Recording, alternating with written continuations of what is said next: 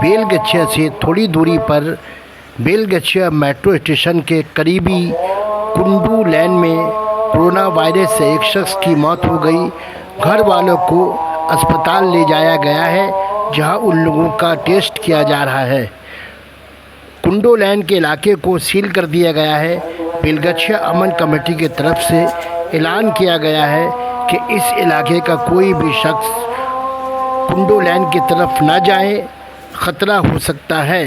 Haider Ali, Iqra Urdu news, Kolkata.